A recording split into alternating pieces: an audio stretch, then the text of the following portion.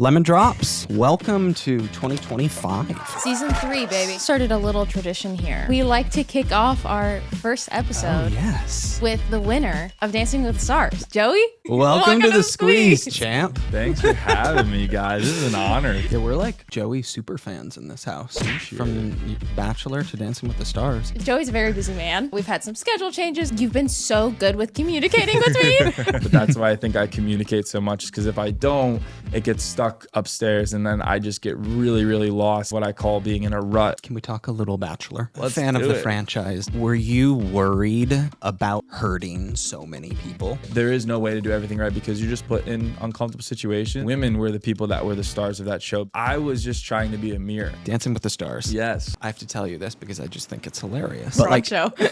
How was it on your and Kelsey's relationship? I would love to have been able to put so much more time into it than I physically could have. I was still doing a two-step in my head. Like, I didn't even know where I was at the time. We've battle tested things that you can't even explain or really connect with other people. Right before we would go live, I would like look at Jenna. Was it the left foot or the right foot? And she started being like, shut up. And she started telling me like, she's please, like, you know. You are going to make mistakes.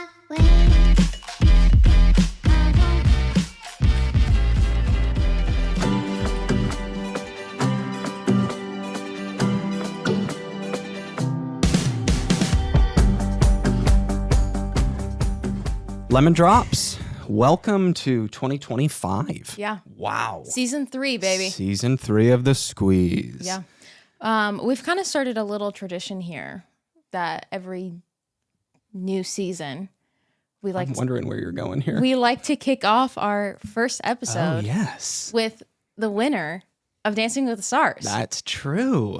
Joey? Welcome to the Squeeze, champ. Thanks for having me, guys. This is an honor to keep the so tradition funny. going. This I is know. an honor. Yeah, Sochi was our first episode last year. Yeah. That's amazing. Wow. I know. We should have brought the thing in here. What? The mirror ball. It is downstairs. We do have it on property? I can bring it as on property. If you want me to grab it, I will go and get it. We'll get it after. I told Taylor earlier, I was like, I honestly hate bringing it outside of my house. Like, I don't like the feeling of it. I feel like a tool when I bring it around. So she's like, if you want to bring the mirror ball, you can. I'm like, yeah, I can. I'll do it for you guys. But it hurts my soul to bring that thing everywhere I go. Just for selfish reasons. Yeah, I just want to exactly. like sniff it or something. Yeah, you guys got to feel it. Got to see what it's like. Yeah, I got to manifest it for myself one day. There it is. Okay, so we start each episode off this jar, a game called Citrus Got Real. If you would like to pull one of the little pieces of paper out of there and read the question to our lemon drops. Well, I got two. I'm gonna go. I mean, in my hand. All right. The question is, what candy bar best describes your personality? Oof. That's a tough. That is one. tough. Question. Yeah, Oh, like man. your brain goes right to your favorite candy bar, but then you ask yourself, does that actually personality. explain you?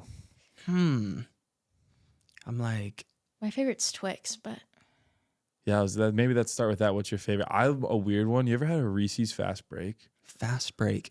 It's a Reese's bar, but it's got nougat in it, and it's obviously in a candy bar for. It's my favorite thing ever. Reese's Fast Break bar. oh whoa. It's delicious. Wow. If you've I never don't think tried I've ever it, had that. it's great. It's a Reese's cup, but then you have the nougat in it, and it's unbelievable. Oh man. So maybe Maybe we just go with favorite. I think well no let me get metaphorical here. That She's could got a be deep that answer. could be you, because when people hear of a Reese's bar, they think they know what they're getting, but then the nougat on the bottom is a different layer to you that people get to know. You once answered they- this for me. I appreciate it. I didn't know where I was going to go. Thank you for letting my favorite candy bar explain me. That makes me feel really good. They think they know you. They know. They But forget about you the got nougat. some nougat in They there. forget about the nougat. We got some nougat to uncover today. Oh man. That's funny. Yeah, I'm not gonna be able to top that. For mine, I'll go a payday because I'm nutty. Hey, there it is. So I actually don't like paydays. is that a white wrapper? Yeah. White and like blue. And there's orangey? just a bunch of nuts and Nuts? chocolate. What's your favorite? a Twix. Oh, Twix. Twix. What's my favorite? I usually say Four Musketeers. Interesting. Yeah. I'm not a huge Four Musketeers guy. I know. I know there's like not a lot going on. It's kind of just Why do I not remember any of The these candies? silver wrapper. But no, Snickers are. Is the center of that nougat? Is that what nougat is? I think so. It's like is that it 4 or filling, 3 right? Musketeers too? Oh my gosh. Three Musketeers. Why did I Four say Musketeers 4? was a movie. Oh. Okay, now I'm caught up. I think is- the 4 was throwing me off.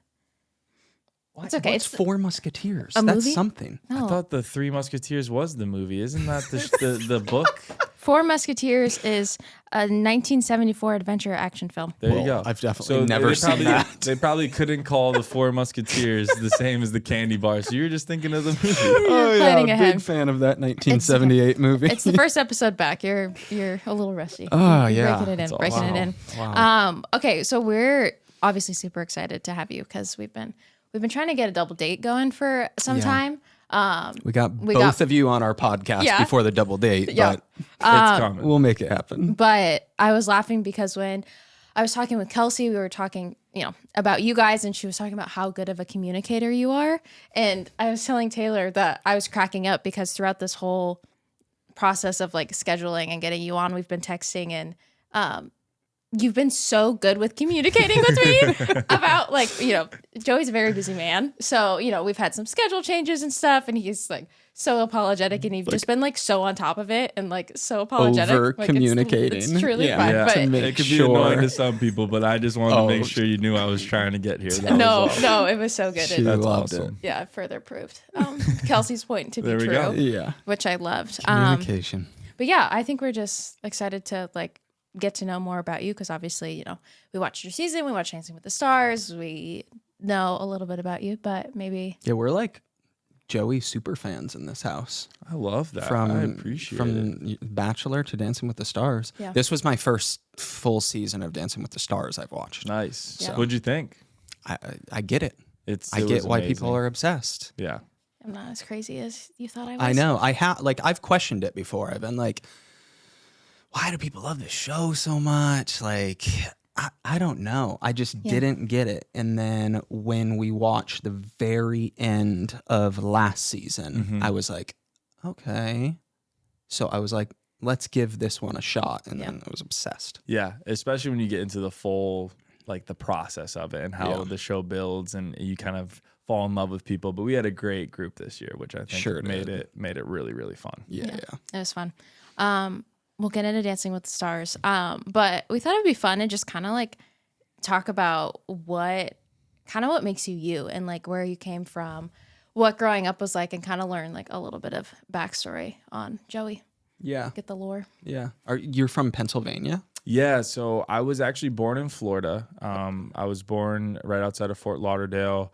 I only lived there till about 2nd grade. When my parents separated, my mom and my stepdad had a job that brought them up to Philadelphia area, and that's where I lived from. Yeah, outside of Philly. We always say Philly, but I wasn't technically Philly. Yeah. It's like Collegeville, Royersford area. Okay. But I was there from about 2nd grade through college. So that was my home for the longest period of time. And then tennis and job-wise brought me out to Hawaii, which a lot of people knew me from the show. That's what brought you to Hawaii? Yeah. It was a teaching opportunity out there. Okay. There's a lot of more complex ways of how it all happened. My uncle was a teaching tennis professional, and I learned a lot from him, and he had a huge part in my whole makeup of growing up. But he had connections in Hawaii, and that turned into an opportunity out there. But yeah, it was teaching tennis that brought me out to Hawaii in the first place. Wow. So you never got converted to an Eagles fan? No, because my mom is just such a huge Packers fan. She's Okay. from the Green Bay area. That's where she grew up with her family. And that's all they have. I always make the joke they have cheese and football and that's it. But she was a big sports fan, especially for the Packers. And I'm a Philly sports fan for everything else. Oh, but the okay. only one I hold on to is the Packers because it's the only team I think I just remember as a kid getting jerseys. And my mom just knew I was a huge sports fan. So I had like Kobe Bryant jerseys, Michael Jordan jerseys, loved basketball, loved everything. But going from Florida to Philly, when I grew up, I really love all the Philly sports teams. But the Packers is just a special place in my heart. Yeah. That's been something that's been fun, like being like a Lions fan now, marrying Taylor, because I grew up a Cowboys fan just because my dad decided he wanted to be a Cowboys fan when he was like That's 5. by the way, that's what- most Cowboys fans, just so you're aware. He's like, what? Like, why was he a Cowboys fan? He liked the star? That's literally like when he was a kid, he was like, I like this helmet. Yeah, like I got want to like root for this team. Yeah. And so that was like my football team I mean, I was like a Lakers fan. I'm an only child, and my dad like raised me like a son. So lots of sports going on. But when we started dating, and like football became the more prevalent sport, and getting to like go out to Detroit for Lions games, it's just like the atmosphere of sports on the East Coast is just like, I guess anywhere. I mean, we get it with the Lakers, but it's just a whole other it's not here. It's at least our football teams. It just doesn't compare to like going to Lambeau like or these Ford people. Field. Like there's people that have been season ticket holders at freaking for like 70 years, like so long, like their entire Packers lives. Season ticket holder, it's crazy. It's like a thing. If you're from Green Bay, they put you in when you get born, because that's how you get put into the lottery to be able to get it. And one of the guys I'm connected with there, he's in his 40s now, and he found out he was still like something like 20,000 on the list from getting a chance. Like they just hold on to it forever. Oh but my we gosh. have in our family, on my mom's side, we have season tickets. It was my grandfather on that side has them and passed them down. Crap. So now my uncle has them. So next year I'll be able to go with him too, and he got them recently, which is great. So gosh. those season tickets are a big deal at places like that. It That's can be nuts. hard to get. Yeah. Jeez. I know. The passion is just, it's so good. Midwest and East Coast, they love their football. Yeah. Yeah. So at what point did you did you go to college? I did. I went to college at Westchester University. I was indifferent where I wanted to go to school, but ultimately chose to go to school where my sister went. So my older sister went there too. So I got to visit it. Fun. Felt really comfortable that she was there. Went with the idea of just trying something new. I didn't try to go for tennis, but walked on for tennis later on in college and loved that side of it. But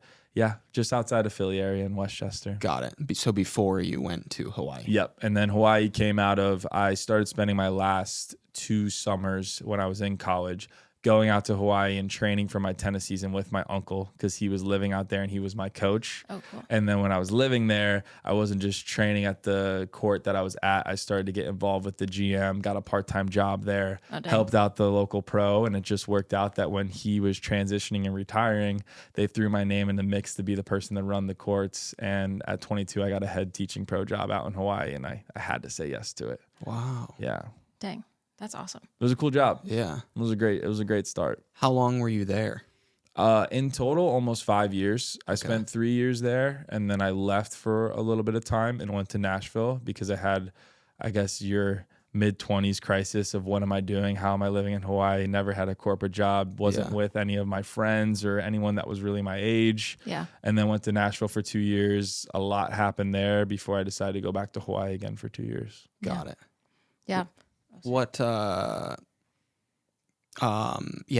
mentioned to me the Nashville move. So was prompting that just like career change, or what was the main reason for going to Nash? I think there were a lot of things at that time. I think I was trying to figure out a lot about myself. Like I said, I moved to Hawaii and really grew up very fast. I felt like a little more mature for my age, but I was, working 60 hours a week on a tennis court, building a business at 22, and it was my main focus. And it took me a while to kind of find a friend group there. But I loved living in Hawaii. I loved the lifestyle. I felt like I was so happy and so present and loving what I was doing. But then you have this outside world that you're always looking back on. And I had friends that were still living on the East Coast. Yeah. They were working these sales jobs that seemed like they got to plug and play, like be in their job, but then leave it and go have so much fun. Yeah. And from the outside looking in, it seemed like the best thing ever. While I was, loving my life, I felt like I was really engulfed in my whole entire career. And I just didn't have, I wanted to see what it was like. And I wanted to see if it was something I would love. So Nashville felt like it made sense to me. I had a friend that lived out there. I had a sales job lined up. So I left to actually, you'll laugh at this, leave and move to Nashville in January of 2020.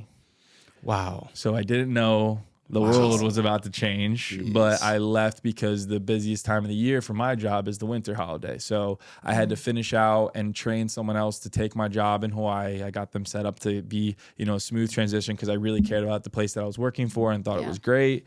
So I set them up, and then, I left and decided to leave and had everything set up. And I got there and had a month of normal Nashville before the world shut down. Oh my gosh. Lost the sales job, had to change up everything. kind of for the first time in my life was like so unsure of what I was going to do. Yeah. I had a really good job that was lined up, but then I started, I worked in the most ridiculous job ever. They were a great company, but I was pretty much stocking shelves at a grocery store because it was a sales job opportunity. A friend of mine that was amazing set me up to be able to work for, it was called Schwann's company. And it was an ability to start getting sales experience. But my job was really going to these different grocery stores and helping putting their product on the shelves. Wow. And I was a merchandiser initially and trying to work my way up for a sales job. And that was an idea. And then I finally got a job in the financial tech world and started doing other sales and trying it out. But Nashville was trying a lot of different things for sure. Holy crap. How long did you end up being there for? Nashville for 2 years. Oh, wow. Okay. Yeah, I went, and when I moved there, I went on Facebook Marketplace, got 3 random roommates I never met before. Oh, wow. I was lucky that I had a friend wow. group through someone I knew already there, so I was really good in the social world, but like finding a place, I just did everything random. And Yeah. it was the first time I was really on my own too, which I loved, but it was also scary. That first year I was trying to figure out everything. Yeah. I tried a couple different sales jobs. I guess what I found out pretty quickly is I wasn't built for sales because I loved communicating with people, but I felt like in sales, there was always a but at the end. I would connect, but I needed to like sell them on something and drive something home. And I didn't realize the reason why I loved teaching tennis and why I loved hospitality was there was never a selling point. My job was just to be the best part of your day. And I loved connecting with people and trying to make their experience better. And I thought I could find that version in sales. And I bet you I could have if I found something I was really passionate about selling. Yeah. But it didn't happen in the time in Nashville. So within a year, I got back to coaching tennis again. I got a great job at a local private high school in Nashville and started really teaching more younger kids. And I got to be the high school tennis coach for the boys varsity team, which was awesome. Oh, wow. And I found a really fun part of my time in Nashville. But that was a huge transition for me, and a big part of figuring out a lot about me was going from that uncertainty in sales and then getting back to what I loved and teaching tennis again. Okay. Let's be honest here. We all have a million things we worry about every day, and getting in a good workout shouldn't be one of them. Enter Tonal. Tonal will pick up the perfect weight, track your progress, and suggest what to do next based on your muscle readiness, taking the guesswork out of getting a great workout in. If you guys have been listening to this podcast, you have heard me talk about my Tonal. I just freaking love this thing. I first used it actually with my trainer at his gym, and I loved it so much. So we got one put in the house.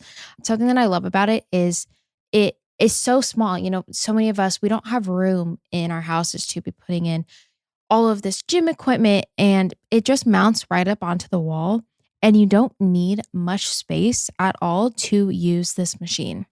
And Tonal learns from your movement and sets the optimal weight with every move. With new drop sets, Tonal 2 analyzes your movement, senses when you're fatiguing, and will drop weight until your muscles are maxed out. An experience you could only get in a gym until now. It's truly like having your own personal trainer at home, which is why I absolutely love it so much. And if you're interested in it at all, you guys need to check it out, because right now Tonal is offering our listeners $200 off your Tonal purchase with promo code SQUEEZE. That's tonal.com and use promo code SQUEEZE for $200 off your purchase. That's tonal.com, promo code SQUEEZE for $200 off. You guys need to check out this Tonal. It is seriously the coolest piece of workout equipment. Hey there, Lemon Drops. Life can definitely be a lot sometimes, and we all need a little help finding balance. That's where Ollie comes in. Today, we're talking about 2 amazing products, Goodbye Stress and Women's Multi. These gummies are here to support your wellness journey and help you feel your best every day. Find Ollie at a Walmart or a Target near you, or at ollie.com. Say goodbye to frazzled nerves with Goodbye Stress gummies. GABA starts working in just 30 to 60 minutes to help you stay calm and focused in moments of occasional stress. L-theanine and lemon balm extract complete the zen-inducing trio for a balanced mood. And the berry verbena flavor, it's delightfully tasty and uplifting. Ollie's Women's Multi-Gummies simplify your daily health routine. Packed with essential nutrients like vitamins A, C, D, E, Bs, and zinc. They're your go-to for filling nutritional gaps. Enjoy the tropical fruit flavors while you give your body the support that it needs. Let's do wellness on your terms, whatever that looks like and feels like for you. Find Ollie at a Walmart or a Target near you or at ollie.com. That's OLLY.com. These statements have not been evaluated by the Food and Drug Administration. This product is not intended to diagnose, treat, cure, or prevent any disease. Okay, Lemon Drops, it is 2025. We have officially entered the new year. And I know many of you have goals, resolutions, dreams for this year. And a resolution goal of mine was to just kind of focus on how I can improve my internal self better. And one of those resolutions was to increase daily hydration. And something that is helping me do that is Gatorade hydration boosters, and they're going to help me maintain this resolution. This product is for anyone with a lot on their to-do list, which is definitely me and probably you listening right now. It's great for those busy days when you forget to drink water or you've been neglecting your hydration. Helps put your water to work and get you the electrolytes and vitamins you need to be your best. It's formulated specifically for all day, always on hydration. It's an advanced blend of electrolytes from watermelon, sea salt, and other sodium potassium salts. It's also packed with essential vitamins like vitamin A, vitamin C, vitamin B3, vitamin B5, and a vitamin B6. There is no artificial flavors, no artificial sweeteners, and no added color, which honestly just makes this product that much better. I have just been loving it. It's super easy to incorporate into my routine. And that's what we're looking for. Simple things to help us hit our resolution. So go ahead and put your water to work with Gatorade Hydration Booster. Meet your new go-to for all day, always on hydration. Where did like COVID come into play there? Because I'm sure you were like on lockdown there and just like stuck. I was lucky. I had some great roommates there. They were awesome guys. I really enjoyed living with them. So even though we were stuck, it was a really like a trial by fire process of being random roommates and meeting someone. And then you're stuck in a house with them at all times. Yeah. But they were awesome. We became really close. Wow. I think lucky. everyone felt in that COVID time how much you were just questioning everything. Yeah. And it was really hard that I was in the middle of a career change and trying to figure out what exactly I was doing during that time too. Yeah. So that was hard. Yeah, I it was the most lost I ever felt in my life during COVID. I would definitely say that. I just didn't know. I was starting over again, and I put so much time into tennis and being great at that craft that I was trying to get good at something else, and I was good at sales, but it just never felt right. It was like I did really well at the company I was at. I got like rookie salesman of the year, but I hated it. I was like, I don't like this though. So how can I figure out a way to be good at something, but also like enjoy doing it? And that was a really hard process at that time. Yeah. How did you questioning everything? Did getting out of that rut just kind of be like getting back into teaching tennis, or was there like a conversation you had with yourself to be like, I need to leave like this sales job, something doesn't feel right? I did what I always do when I'm the most lost in my life. I leaned on people that I really trusted and loved, which was my older sister, my uncle, my dad. There were people I think that understood where I was at and knew I wanted to make a change, and I was trying to figure it out. Yeah. And my uncle was probably the most important because he knew about my tennis background and said, you know, as much as you had this back and forth in tennis, it was a place that let you be yourself. Like you enjoyed what you were doing, and because of that you were able to feel like you were not only being productive and building towards goals in your career, but you were actually like enjoying the process of it. And when I explained what I was struggling with in sales and struggling with at that time, he's like, I think you need something to excite you again. So while you're making this transition, why don't you just go reach out to some of these local schools? They'll probably see your background, your resume, and be like, oh, could be a no-brainer to push this guy into it. And I just got really lucky. I worked my butt off to figure out where I could go. I tried to go to every single place I could. And I think leaning on them helped me kind of find what I wanted to do again. And it was a weird time, but I was really happy to get myself out of it by leaning on people and being honest about, I'm not happy right now. I need to make a change. Yeah. You're able to be like, you're kind of like an open book with that kind of stuff. I just feel like if it takes me some time, I would say, but if I let it sit in my head, it doesn't go anywhere. It just overtakes me. So the best way I've found to understand it and organize it is by talking to people. Yeah. You made the joke earlier about being a communicator, but that's why I think I communicate so much, because if I don't, it gets stuck upstairs and then I just get really, really lost. And I get that feeling of what I call being in a rut or feeling uncomfortable. And it's because I'm not letting go or organizing those feelings. Yeah. And then I get stuck, and then I'm just going to keep doing the same thing and not feel what I want to feel, is these senses of happiness and these senses of purpose, these moments you want to feel to really think that at least what you're doing has some value to it. Yeah. Have you always been good at communicating, or was it like something that, like, have you just always been like that, or was that something you kind of had to learn? I think I was lucky that I grew up in a family that was so open and loving that it wasn't weird to talk about your feelings. Yeah. That was a big part, I'm sure. I do credit tennis a lot in terms of teaching tennis, because I had to learn how to communicate something I was trying to teach someone. I had to get an ability to understand metaphors, to connect with people, to try to find maybe 10 different ways to explain something that could be so simple, or something that could be explained in one way. How do you then do it in other ways too? Yeah. And I think I really tried to, learn that craft, learn that skill. Yeah. And it has, I think, trickled into my everyday life of being a decent communicator when it comes to not being afraid to talk about your emotions, but also understanding maybe how to communicate things and articulate them in a way that people can digest easily. Yeah. Can we talk a little Bachelor? Let's do it. As a fan of the franchise, I'm curious about a couple things. You seem like somebody, and don't seem like I know this about you, but you seem like somebody who cares about people's feelings. Mm-hmm. When you were, offered to be the lead, were you worried about the idea of hurting so many people? Because I would imagine for you that would have been a tough thing to think about. It was the first thing I thought of when I thought about being in the position. I knew from going through it on The Bachelorette, I didn't have any worries that it worked. I was like, this is actually a process that if you fully put yourself into it, it can work. They find great people. They give you the opportunity to find out a lot about yourself. Like, I never questioned the idea of if it would work. I questioned a lot of things about being the lead. One was definitely if I was even going to be entertaining enough for the show.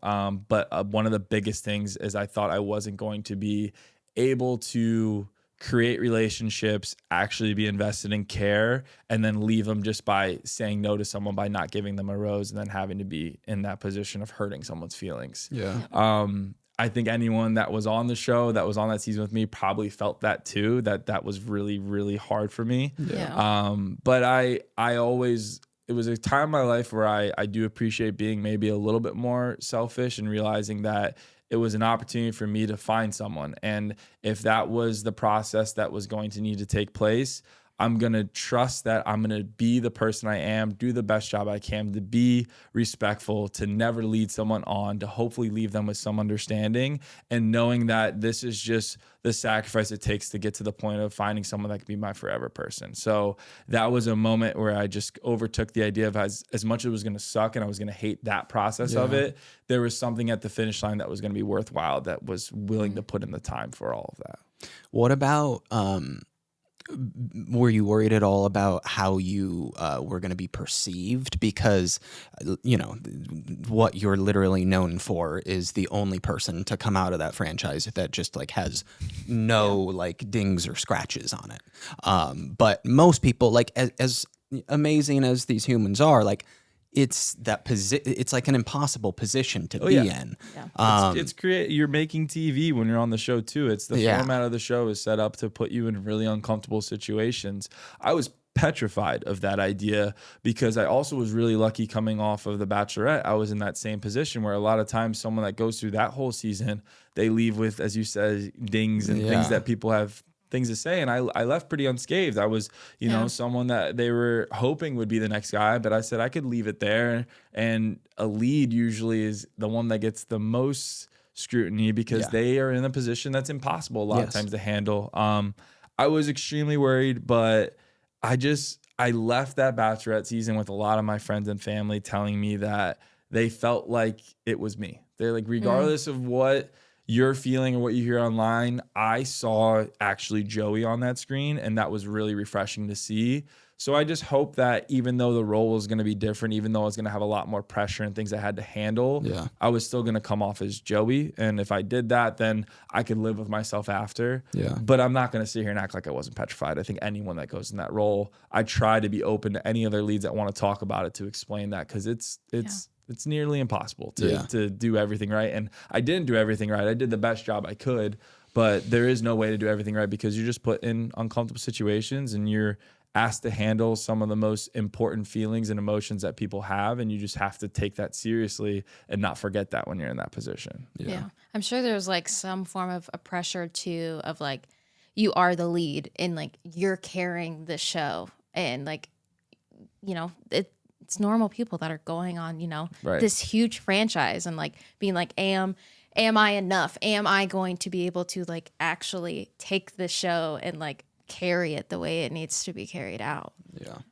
It's not a fun feeling at all. I mean, we can talk about imposter syndrome all you want, but the imposter syndrome of that show comes in a lot, because you feel like you're asked, or you want to be this person, even though no one asks you to be. They just want you to be yourself. You feel like you need to be almost.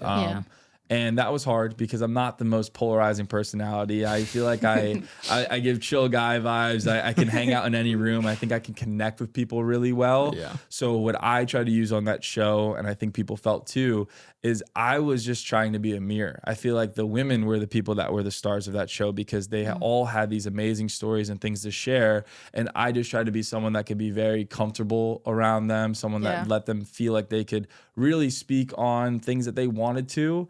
And that was helpful for me to take a little bit of the pressure off. And I think people forget that's why The Bachelor does so well, is because the women tend to have a lot more amazing stories. People are more involved in wanting to hear about them. And then I sprinkled a little bit of Joey quirkiness and fun in there where I could. But I really thought my job was just to give all of the women justice, that they could do what they wanted to do, share what they wanted to do, in that process of me trying to figure out what made the most sense for who I wanted to end up with.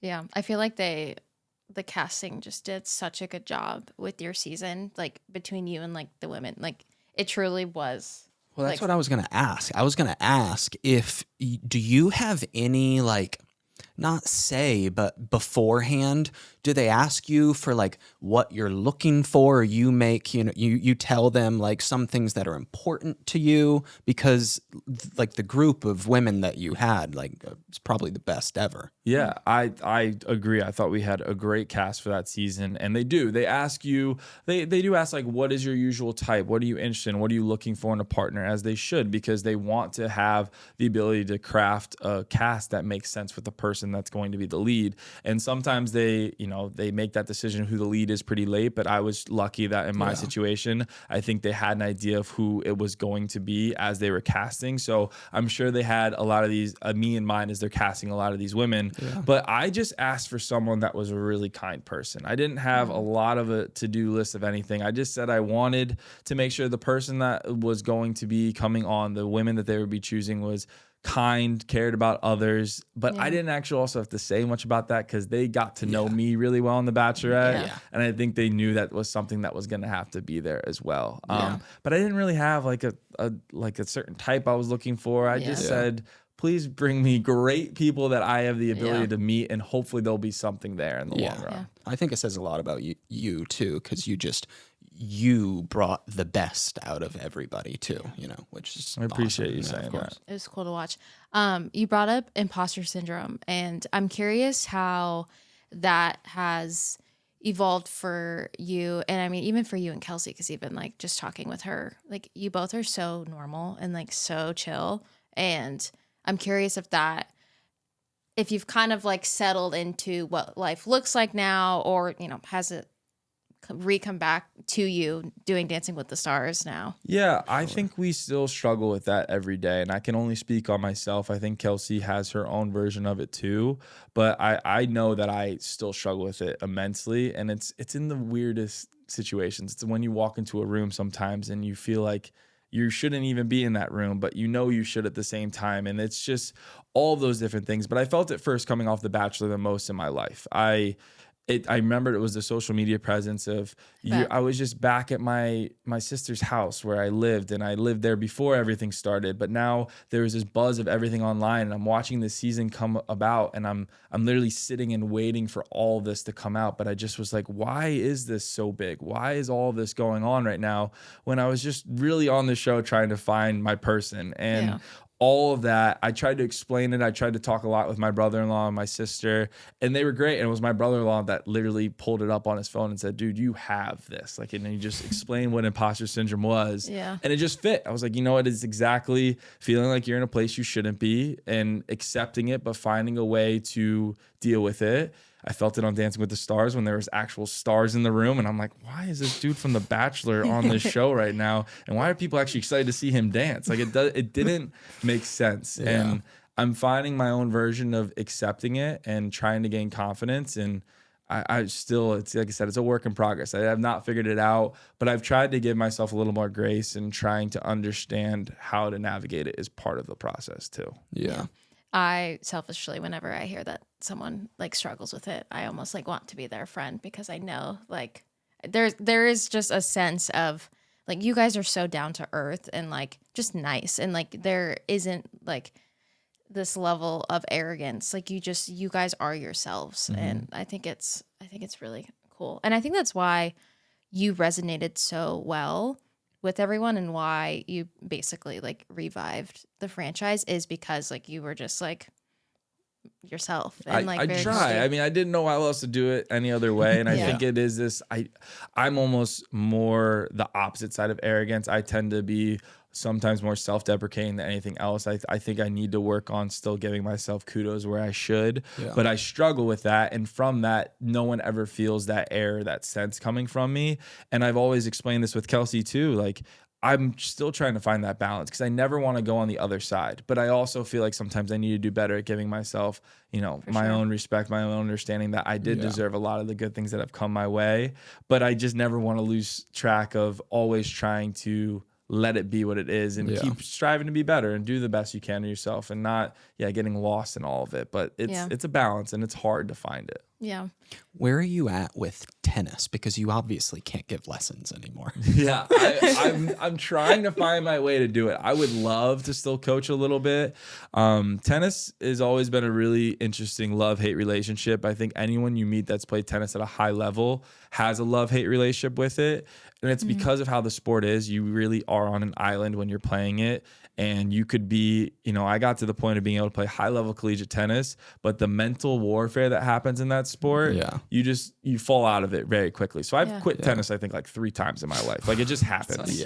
But one thing that I have gained in love with tennis is the love of coaching it. Yeah. So I would, in the perfect world, would love to still be playing tennis multiple times in a week for just myself, and find someone I can hit with and enjoy playing it. But I would also love to get people to play. Like, I would do it in no sense of wanting a monetary value out of it right now. I just would love to get that feeling of, I want Kelsey to start to play more and enjoy playing it, because then we could do it together, and she really gets excited about it. Yeah. My best friend Tanner that lives here just went, I pulled him to a clinic the other day to come play with Kelsey and I, and he got the tennis bug. He's like, dude, I want to play tennis. So now I'm invested. I want to teach him how to play, and that gives me more excitement than anything else in the sport right now. Yeah. Because I really would go play tennis just to stay sharp and to get a workout. I wouldn't go because I'm interested in competing and wanting to go like be the best at tennis. Yeah. That ship has sailed. I am good. It's just I hit a good enough ball that I can go get a workout in, and that's fun. And I enjoy the feeling of hitting a tennis ball. But what I love about tennis, what I'd love to do more, is teach. But you nailed it. I had to kind of wait for a bit, and I'm trying to figure out where I can dive back into that world and do it correctly. I bet you could do some really cool like charitable clinics. 100%. Like you could if Joey I'm about to be your manager, just throwing out all the ideas. I'm ready because I need to do it. If there was, a clinic that Joey's going to be teaching for the day, you would have everybody and their sister signing up for that. Yeah. I would love to do that because that would bring so much happiness to me because I would actually enjoy teaching it and then know that the money that would come along with it would go to something more important because I have no interest in pocketing that myself. Yeah. I just want to find a way to start teaching again. Yeah. And it was always, I knew dancing was coming, so I've kind of put it on the back burners, but that was something for this New Year's. I'm trying to do a lot of new things and trying to figure out what's going to give me more purpose, but that would be something I would just love to do. You should take him out. You've played tennis a couple times, but you're an athlete, so I'm sure you've got he's it. a pickleball. I'm better at pickleball than That's tennis. great, though. Do you pickle? I've played. So when I was in Hawaii, the second time when I was teaching out there, I was teaching tennis as much as I was teaching pickle. Holy But teaching crap. pickleball Oh, was wow. because it was just so big. Yeah. And it was more my teaching of pickleball. I got to the point where I can play like a 5-0 pickleball level if I play a lot. Wow. But my teaching of pickleball was more bringing 4 random people I've never played before and getting them to learn how to play the sport. And I love that because that's the best part of tennis too. Yeah. Tennis has so much more technique and difficulty that comes along with it, and it just has to do with the equipment. The equipment is less forgiving than a pickleball paddle and a wiffle ball. Yeah. And the court is smaller compared to a bigger tennis court. Yeah. That's the only reason why pickle is picked up so much more than tennis. Yeah. But the idea is the same. I had a tennis coach always said, we're literally just hitting the ball over the net with a stick. Yeah. So pickleball is the new way for people to be able to do that, Yeah. and it works. So And everybody can play I'm not a hater on it. They always call it the tennis killer, but like I think that there's a way that you can bring both and have it be fun. Yeah. But I've loved playing both. Pickleball is, I get why people love it. I really do. Who's like your favorite player on it? Because I love watching it. Oh, it's he the does. best. My favorite when I was growing up, you could pick between Nadal and Federer, but Nadal was my favorite because he was kind of the young new guy, and I just thought it was so cool. And he's a lefty, and I'm a lefty, so that was hard not to be his biggest fan. Yeah. But Federer, especially later on in life, I appreciate so much of what he did for the game, and he did it in such a classy way. Both him and Nadal did, which I don't think people realize how rare it is to have two of the best that have ever done it to also do it with so much respect. Was amazing. Their career's ending now. It's sad. New game, I mean, Alcaraz is impossible not to love to watch. He's just unreal. But I'm excited about some of the younger Americans too. I feel like this tennis is growing again. The U.S. Open has been big the last few years, and it's been big in the U.S., which is awesome. Yeah. I just don't want to see it fall off, and I would love that to be part of my purpose too moving forward, is finding ways to get people excited about it again. And that's just picking up a racket and trying to play it, because most people just don't get it in their hands at a young age. Unless you really were a member at a country club, you don't really play tennis. And that's not the majority of the world out there. And I wish it was more popular like it is overseas, but it just isn't over here right now. Yeah. I feel like it's like, I don't want to say coming back, but It is. I mean, yeah, it's definitely getting. And I still think pickle helps, because I think there's a way that they can do both. Right. But pickleball has been, I mean, that's its own plague right now. Everyone loves pickleball. That's crazy. Yeah, that's been fun, because I feel like you're gonna like start playing tennis, and then like I'm gonna have to learn how to play tennis, because I'll get you both out there. I would love to. I think it would be a I fun need to thing like for you guys lift to some do. weights. I feel like when I like hit a tennis racket, I'm like, ugh. Like, The thing is your wrist. You hit it and you injure your wrist every time. I did hurt. Well, yeah, I hurt my wrist, and then I picked up a racket, and then I was like, It's actually, little never- things, and Yeah. it's trust me, it's getting the right racket in crazy. your hand that's not going to be too heavy. It's learning how when you hit it to make sure your wrist is strong. Gripping it too tight is going to mess with your body. There's just a lot of little things, and that's again, getting someone that can actually help with it would make a difference. I'm down. All right, let's do Get it. you guys out there. I just have to learn. Okay, Lemon Drops, I want you to do something for me. If you're at home, go to your vanity, your sink, wherever you keep your skincare products. If you're not there right now, I want you to do it when you get home. But think about it. How many products are you seeing on your counter right now? There is a little too many products that are out on my vanity. But what if I told you that all you need is 5 products that you can proudly display on your vanity? Well, with JLo Beauty, that's all you need for a radiant, glowing skin. That JLo Deluxe Kit is an easy-to-follow AM and PM solution that gives your skin a smoother, visibly brighter look, improves the appearance of fine lines and wrinkles, and protects against UVAs and UVBs. I have really liked using the Blockbuster Hydrating Cream. It just makes my skin feel very plump and dewy, and it's really cool because 100% of the people from an 8-week clinical study who have tried it also agreed that they had smoother skin, which I think is so cool. And I also love how aesthetically pleasing these products look and are designed. And I keep them on my vanity to just show them off. Get the only skincare routine you'll ever need. Head to jlobbeauty.com/squeeze to receive 20% off 3 free limited time offer gifts. Head to jlobbeauty.com/squeeze for 20% off and 3 free limited time offer gifts. A $175 value. jlobbeauty.com/squeeze. One of my biggest goals heading into this new year is to prioritize self-care. And I started taking Symbiotica's liposomal vitamin C to improve my skin, and I swear by their products. I have been talking about their products for a very long time, and I just absolutely love this company. But not only does the liposomal vitamin C packs support collagen production and immune health, but it comes in these convenient little liquid pouches, perfect for when you're on the go or when you're traveling. The products just make it so easy to stay healthy and feel good. They surprisingly have so many different flavors. I love to take their vanilla citrus vitamin C as a little pick-me-up treat, and I'm already noticing a difference in my skin and my ability to dodge colds. And what is cool about Symbiotica is the quality of their ingredients. They're free of seed oils, preservatives, toxins, artificial additives. You're really getting the good stuff there. And that's something that I have loved about this company for a very long time. And with their advanced liposomal absorption technology, nutrients are being delivered safely and efficiently so your body gets exactly what it needs right where it needs it. High quality, holistic wellness right at your fingertips. Be present and feel your best for life's most memorable moments. Go to symbiotica.com/squeeze for 20% off your order plus free shipping today. Again, that is symbiotica.com/squeeze for 20% off your order plus free shipping today. Okay, you guys, it is January 2025. We are kicking off this new year with some new resolutions, and I always feel that it's a great time to add in something to your wellness routine. And if you're looking to add something, even if you weren't looking to add something, I have something for anyone listening to add right now, and it is Seeds DS-01. I have been talking about this product for years, and if I could only take one product for the rest of my life, it would be this one.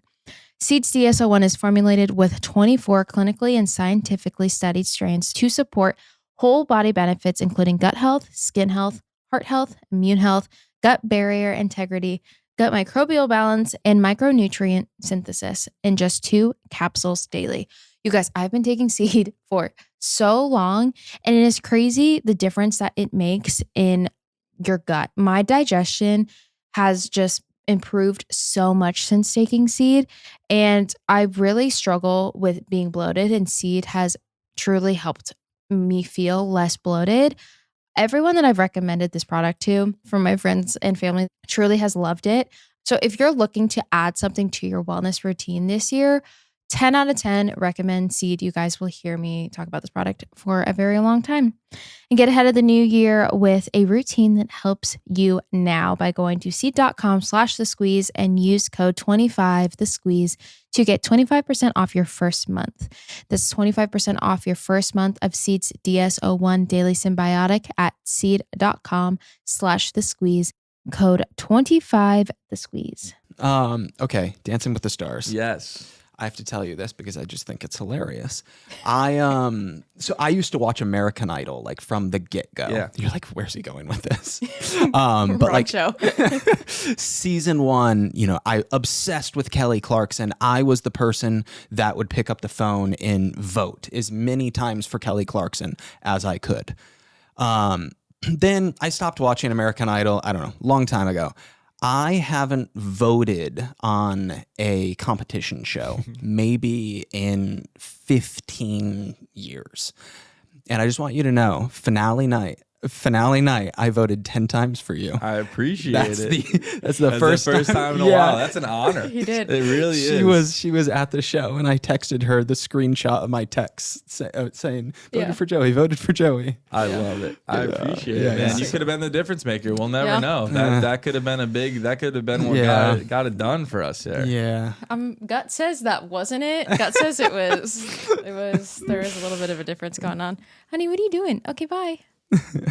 We have the dogs in here for people who are listening. Remy just woke up from her nap. Yeah. Okay, so when you got the call, were you like, I'm down? Were you like, maybe not? What was like an initial gut reaction? I was indifferent, and I've said that a lot, and it wasn't without thought before. I searched for it though. Like I talked to people about it. There was jokes about it when I was the Bachelor, because Charity's announcement was during our final rose, the same as when I had my announcement of being the Bachelor. And one of the people on the side of ABC said, "Are you ready for that next?" I was like, whoa. I thought just the girls do it. Guys can go be on Dancing with the Stars too. She's like, well, maybe if your season goes well and people want to see it. I was like, okay, I can't dance. So I got like very scared, and that was the first time the idea even got planted in my head. Yeah. Season ended, and I at least was like, you know what, maybe I should ask and see if it's a possibility. And I talked to some people, and then the call came, but I was already putting in my head that was a possibility. So I talked with Charity and Dotton. I talked with Joe Amable for Grocery Store Joe, who did it too. And I talked to some people that were in it just to understand what it could be like without knowing anything, because you can't until you do it. But I was indifferent, but Kelsey was kind of the pushing person. She said she thought I would be great at it. She thought it'd be fun, and she thought it'd be a really cool experience. So her being so about it, and me being like, are you sure? The people have said it's not great for a relationship, like all those things. I was pushing the opposite, almost being like devil's advocate to her, and she's like, we'll figure it out. I think you should do it. So she was kind of, I think, the selling point, or the biggest reason why I was so open when I got the call. Yeah. When you talked to those people that had been on it and picked their brain, did they tell you how intense it was going to be? They did, but again, it's like one of those things that I can explain to you how intense it was going to be, and you don't know until you do it. I think I asked more Charity and Dotton on the relationship side how it was for them, especially Dotton, because I wanted to know what his position was, so I could at least try to understand what it would be like for Kelsey.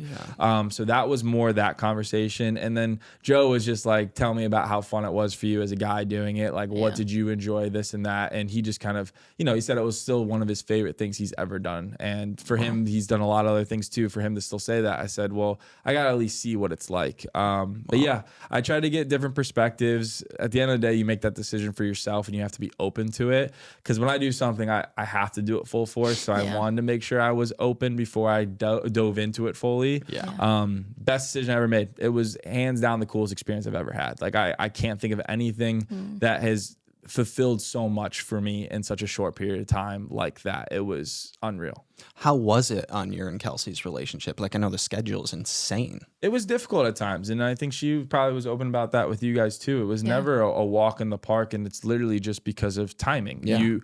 I would have loved, especially in this important beginning time in our relationship, I would love to have been able to put so much more time into it than I physically could have. And the way I always described it for her and tried to explain it for myself too, is it felt like when I was teaching tennis as much as I possibly could. When you're on court for 40 hours a week and you're on the entire time, like you're talking to people, you're giving every single version of yourself. When you go home, the last thing you want to do is be on again. And it's not like I had to be on in our relationship, but I have to be giving her attention. I have to be making sure that I'm there fully. And I found my little version of when I got back home being like, Kelsey, I need 5 to 10 minutes to forget what was in my head with dancing, to like a reset zone. And then I want to hear all about your day. But if I came in the door and I wasn't like fully excited, I need to explain why. Like I was still doing a 2-step in my head. Like I didn't even know where I was at the time. But that was the hardest part initially. And everyone outside opinion in the beginning, there's a lot of stuff that you can't control. But she was so amazing and so understanding during it. I tried my best to be the best communicator I could. And I think it made our relationship stronger at the end of the day, which is one of the things I'm most grateful for from the experience. I was just going to say, like, if anything, like, show and everything aside, that was probably such a huge, like, win for your guys' relationship. When we started dating, we like speed dated for like 2 weeks, and then Taylor went to London to film for 2.5 months. And I was just starting nursing school. So we like just, talked for like maybe an hour a day, but we got to like really know each other, like on like such a deeper level. Yeah. And by the time he came home, I was like, oh, I like, not that I know everything about you, but like it actually feels like we've been together for like 6 months to a year just because there was like that hardship. Yeah.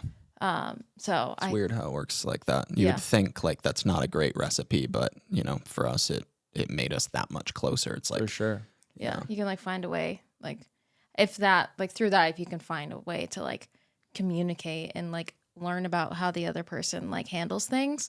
We always say, because we've been together for 7 years, married for 2, and everyone like after we got married was like, how's the first year? The first year is the hardest. And we were like, we're still waiting for it to be hard. Right. But I mean, then again, we went through, me nursing school, both of us, like mental health stuff, COVID, like me working through COVID. Like we went through so much life in the beginning of our relationship. I feel like it's like, it's made it. We feel the same way about a lot of what this past year has been like for us, is we've battle tested, as you want to say, a lot of times, and things that you shouldn't have to deal with in a relationship, things that you can't even explain or really connect with other people, because even people that went through the same situations as you, they're not the same person. It's not the exact experience. So you can try to take some of that, but what we're feeling might be completely different than someone else. And just very unique and rare things that really put a lot of strain. But what we've always said, and what I really give a lot of credit to us, is we just always continue to choose one another. It's because we know this is what we want, and we're by trial by fire, really quickly learning a lot about each other because of it too. And I'm so grateful for that, because I feel like I know her so well in such a short amount of time, and I'm so excited to learn more. And we always joke like we're still learning a lot of the little things, and that comes from communicating more. But I just have no doubt after this last year that this is going to work. It's just, it takes effort, and it takes a lot of effort when you put yourself in weird situations like being on 2 reality shows. So we're still figuring that out every single day. On the note of partner, but instead of life partner, dance partner, did you know of any of the pros on the show prior to? I didn't. Okay. My sisters and one of my friends too, they were big fans of the show. So they were telling me like, you need to be with this person. You need to be with this person. Yeah. All I knew was that, and I've talked about this before, is I said I wanted to be with someone that was in a relationship, because I didn't want the whole idea of a showman to even be a possibility. I was like, please let me be with someone that's in a healthy relationship, that's with someone that's been with someone, so that I can just focus on what I'm supposed to be doing, which is try and freaking figure out how to dance on TV, which is its own battle in its own right. But and then when I said that, and that's what I asked for and was hoping for, they explained some of the women that have been on the show for a while that were married and great dancers, and Jenna was one of the ones that came up from everyone. They said she was amazing. I hope you're with Jenna. So when that was announced, everyone said, oh, you got a good chance. She's gonna get the best out of you. I was like, all right, let's see. And I couldn't have done it without her. Like, she's the whole reason why this experience was as great as it was. She's just a very special person that I'm so grateful to have gotten to know and been able to do something crazy like this with her. Yeah. She's a beast. She's a beast. I love her. I love the both of them, but she's just freaking awesome. But when I went to week 4 of the show, and I was like talking to her, saying hi after, and she's literally, honey, so sweet. We have a dog here who's literally very snoring. Much in love with Joey. She's so cute. I was talking to her after the taping, and I was like, because this was like, I feel like you had really, like, the first show, we could see that you had some, you were pretty good at at this, but it really felt like you just like took off, and it was like, oh my gosh, like this can like really go somewhere. And I was talking with her, and I was like, how is he so good? And she's like, I have no clue. I'm not asking questions. He just like can somehow hear the music and he knows things. Were you there? Was it Tango? Was it the hair metal night was the one you were there for? I can't remember. No, I Halloween. think it was. No, I was dedication night. Dedication. Okay, great. Yeah. Great. That was the first time where I like put out 2 good scores in a row. It was week 3 to week 5 we said was a very I think that was a time where Jenna realized it too. Yeah. Right. She's so funny. I think it was after week 3 or show 3 on Soul Train night. She came up to me like in the beginning of our week where we always talk through stuff. And she's like, okay, just so you're aware, I'm pushing you now, because that was the first time where we went out and we like smashed a performance and she saw me really perform. She's like, yeah, I'm going to start making these routines a lot harder because I think we might have a chance. She was probably like waiting to get her hopes up. She was like, oh, we can actually go somewhere. And then that was when the tango happened for hair metal night. And that was a hard week because she made that routine so amazing, but like it took a while to get it. And then dedication night was, that was one of my favorite dances, was that Viennese waltz we did. But yeah, she just started really, really pushing me, trying to get the most out of me for sure. But she was such a great coach. She was so understanding, and we really enjoyed spending time together too, which makes it such a better experience because none of it is easy in a walk in the park for the first 3 to 4 days of the week. Yeah. So if you don't enjoy being around the person too, I have no idea how you can do it. Because we're button heads regardless, like not in any bad way. It's just she's teaching me stuff and I don't have an ego. I'm like, I'm learning, but sometimes I'm like, Jenna, I can't get this right now. Like you got to remember, I am not a dancer. She's like, I know, but I'm gonna have to keep pushing you. And it just, that process is not easy at all. I can't imagine like being partnered with somebody that you just don't vibe with. And who was it that we had on? And Chandler talked about that, didn't she? Was it? Yeah, it was. She said that it definitely happens. It does. I'm like, I can't imagine that. Because you have to also think that that's the production side, is they're picking people that they want to match you up with, and they're hoping that there's a vibe and that they make sense together. And they did such a good job with that this season. I feel like all the partnerships, you could just feel it was not produced in any way. They just enjoyed being with each other, and that makes such a difference for people watching at home, makes such a difference for the atmosphere and for people that are in it, that you feel like you're actually in a family and at home because you have your own little partnerships and groups that are coming to do the best job they could. And we just show up every week and we do our best. But if we didn't all get along the way we did, I don't know if that experience would have been the same. I think it would have been a lot different. For sure. Yeah. The season was like so like unproblematic and like just like it was so good, even just all over social media too. I felt like it was curious to see who Ezra gets next. Oh yeah, see if we can keep him around a little bit. I know. I love Ezra. For maybe 1 week longer. He's gonna be like, how dare you say 1 week, multiple weeks? He wants to be there for the whole shebang. I know. He's such a good addition to the pros. I'm curious if the live aspect was scary for you at all. We talked about it from the beginning. Jenna did. She said we could go through this entire dance because you have 2 weeks of training before this first dance to make you feel as comfortable as possible. But she's like, I have no idea what's going to happen on that night. You could show up and you could forget everything. You might get stage fright. I found out that was my favorite part of it, but it's so scary. Like you hear those clicks right before the song starts, that minute video before you get out there, like every thought's going through your head. And I found out that I was at my best when that happened because I didn't think I could think about anything else. And I really enjoyed performing. That was the first time I ever performed in my life. Wow. But I really liked the idea of just like being in character and feeding to a camera or like feeding to a crowd and just having fun. But it was always so funny. Right before we would go live, I would like look at Jenna before we go out and be like, was it the left foot or the right foot? And she started being like, shut up. And she started telling me like, she's please, like, please stop. Like, if you start getting like this, you are going to make mistakes. But it is that crazy right before where your brain just starts forgetting, like, again, the Viennese waltz you're at, like, I have to start with my left or right foot. And I asked her, I was like, is it the left or the right? She's like, if you do this right now, I swear, because we literally were about to go be live and you have this whole week and you've done it a million times. Yeah. But that feeling of the live show, it brings out a different thought process. And you just have to hope that you've trained enough and it's in your body. The only thing I can compare it to is tennis, that you just stop thinking about it so you can be in the zone and perform and enjoy it. Because if you're having fun in your dance, everyone at home feels that too. I can't. I hate live things. Hate. Like it's a weird rush. Yeah. It's just like there's no other way. It's like this is what it's gonna be. I've always made jokes. I said this to Chandler a lot too when we were talking. Like, I have this weird sense of so much control that I sometimes get like bad thoughts in my head. Like, I could say whatever I want right now. Or like I could go and just stop doing this dance. Like, I have that free will and that feeling. It's like, I don't like that I'm thinking about this. Like, let me just do what I'm supposed to do. Let me be a good boy. Funny. But I always get that feeling when we go do like a live TV show or anytime I've been doing dancing. I was like, there's way too much power and control in my hands that I don't think someone should have gave to me right now. I think you're doing just fine. I'm trying. I think they put it in the right hands. That's funny. Do you miss the show at all? I miss striving towards something. I miss how much I enjoyed spending time with Jenna and the whole cast that was there. I think that we just had a really good thing going, but it also was one of those things that felt like it ended at the right time. I gave everything I could. I'm excited to have some more free time, excited to be able to do more stuff with Kelsey. Like, I miss the feelings that come with it, and I knew it was something that was never going to be like that ever again. But yeah, I'm excited about all the things that are coming next too. I try to leave that chapter as much as I can. Yeah. But I'd be lying if I said I don't miss aspects of it, because it was so much fun. And there were so many great people that I connected with during it.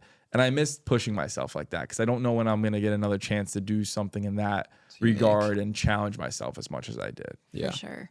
I'm really curious to see if the mic picks up her snoring at all. I don't think it is, but if you're listening, there's a little snore in the background. It's Remy. It's just because I'm petting Remy, and she's in a nice slumber right now. So it's pretty loud. It might be picking up. This is new, and the eyes are open, and she's still snoring. Oh, what an angel. So you're going on tour? Yeah, I'm excited for that. We're kind of getting everything figured out now. I've learned almost all of the dances I need to learn. But it'll just be a fun way to go and connect with the people that voted for you. They try to prep you for that, but they said that it's just such a different feeling than when you're on the show, because you actually feel the presence of the crowd. Yeah. When you're on the show and you're on a live show for Dance with the Stars, you kind of block out the crowd. You're paying more attention to the cameras, you're paying attention to your partner, but you don't feel the presence of it. Yeah. And I heard that it's just so different on tour. So I'm curious to see how you feel about the whole live aspect, because I get what you're saying. Like, they're like getting to watch it. I mean, it is live, but like you're performing for like the people in the camera, like, you know, the audience is there, but like, you know, it's more so for the people at home. But on tour, you're like on, and you're not like on stage, like you're on the dance floor, but it's the same level as everyone else. Like you're on stage on tour. And there's so many different elements too, which I love, but it's so new, is you're working in group numbers. Like, you are dancing around these other professionals, and my job is like, I just can't get in their way. I was like, these guys are so good, I shouldn't be up here with them. What am I doing? But that is so fun and new in its own right. And yeah, we had practice, I had rehearsal today, and I got back to that feeling of, God, I suck at dancing. Like, I felt it again. I was like, I should not be in this. Why am I here? But then it's so fun to be like, no, you are supposed to be here. Now you have to put the work in to feel comfortable. But yeah, I still got to learn a lot of dancing to be comfortable for tour. But yeah, anyone out there that sees me make mistakes on tour, I'm sorry. I'm trying. But I know no longer have to worry about judges' scores. So if I make some mistakes, I have to worry about Jenna being upset with me because I'm making her look bad. Which almost might be worse than a low score. Probably more terrifying. So, new year, January, fresh start. Anything you're most looking forward to? Any goals you're setting for yourself this year? Yeah, I always try to break it into personal and professional goals whenever you can. Personal goals for me is focusing on Kelsey and my relationship. I feel like it has always been at the forefront of my mind, but now with dancing behind me and the show being as far behind me as it is with The Bachelor, I'm so excited for us to start planning ahead. So we've got our place together. We're building a home together in Los Angeles, which I'm so excited for. We want to start figuring out some things, planning for the wedding, getting all that kind of cleaned up, and getting excited about what's going to be there for us. But I'm excited about the dumbest little things too. Like, we're finally cooking in our own kitchen together. We're finally being able to set up a couch and a TV to have our own movie nights, and we can have, parties with people coming over and host people. Like, we have not been able to do that yet. So those are some of the mini things I'm so excited for, and my goal is just to be open and available to put as much time as I can into that. And then professional side, I am so open but so excited. I feel like dancing was an opportunity that let me challenge myself, as I said, but also realize how much I do feel comfortable and enjoy being on TV. And I have no interest doing more reality shows right now. But I'm like, okay, well, how can I blend these worlds together and maybe have some other opportunities? So I'm not sure what that is yet, but I'm open. I'm trying to talk to different people and just trying to find ways for me to be able to connect with people more and do it in a way where I can also enjoy it too. And I don't know what that is yet, but I think that's a goal for this year, is to honestly just to find out maybe what that is. Because I also think when I say like this imposter syndrome of walking into rooms, it's because I hated saying like, oh, I was the Bachelor, because I'm not anymore. And I don't want to be the guy be like, and I won Dancing with the Stars. Like those are not things that people want to hear from you. So it's not like I need a title to give myself self-worth, but I'm excited to figure out something I'm striving towards to give me some purpose to be able to like, have something I'm excited about for this next year. And that is a TBD, but I'm excited for it. Yeah. ABC hearing that he's done with reality shows. It's like, no. For now. Again, 2 in a row was a lot. And I'm just excited to, see what comes next. But who knows? I never say no to anything. I mean, all of these opportunities come from me being kind of a yes man and being open to stuff. So we'll see. But I can't think of a reality show right now that makes sense for me to do. So good. Well, we're pumped for you. I mean, we're just such huge fans of you and Kelsey as individuals, and as a couple, your relationship is so beautiful, and you guys are just 2 of the kindest people in the world. So we're so thankful to have you here today, and we better start planning that double date. Yeah, it's time. No, I appreciate you guys having me on. This was awesome. Of course. yeah. Woo!